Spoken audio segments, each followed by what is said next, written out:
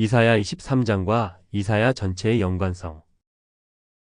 이사야 23장과 이사야서 전체 간의 연관성을 살펴보겠습니다.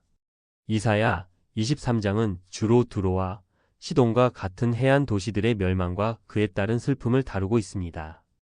이 장은 이사야서 전체의 주제와 연결되어 있으며 다음은 두 본문 간의 개요와 연관성을 살펴보겠습니다. 이사야 23장 주제.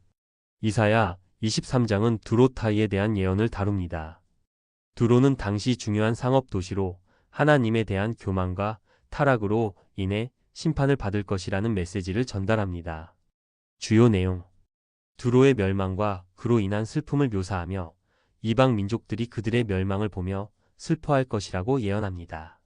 두로의 상업적 번영과 그에 따른 교만이 결국 하나님의 심판으로 이어진다는 경고가 포함되어 있습니다. 이사야서 전체 주제. 이사야서는 이스라엘과 유다에 대한 하나님의 심판과 구원의 메시지를 담고 있습니다. 선지자 이사야는 이스라엘 백성이 하나님께로 돌아오도록 촉구하며 하나님의 공의와 사랑을 강조합니다. 주요 내용. 이스라엘의 죄와 타락, 그리고 그에 대한 하나님의 심판을 다룹니다. 회개와 구원의 메시지를 통해 하나님과의 관계 회복을 촉구합니다. 이사야 23장과 이사야 전체의 연관성. 하나님의 심판.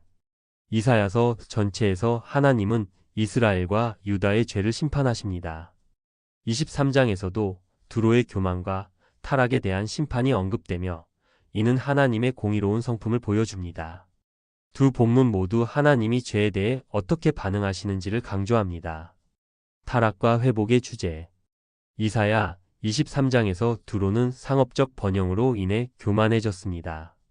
이사야서 전체에서도 이스라엘 백성이 하나님을 잊고 우상을 숭배함으로써 타락하는 모습을 보여줍니다. 두 본문은 교만이 결국 멸망으로 이어진다는 경고의 메시지를 공유합니다. 이방 민족에 대한 경고.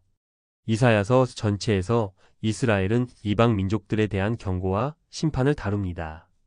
23장에서는 두로라는 특정 이방 민족에 대한 심판을 통해 이스라엘 백성에게 교훈을 주고 있습니다.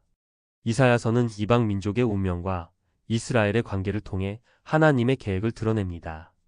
구원의 희망.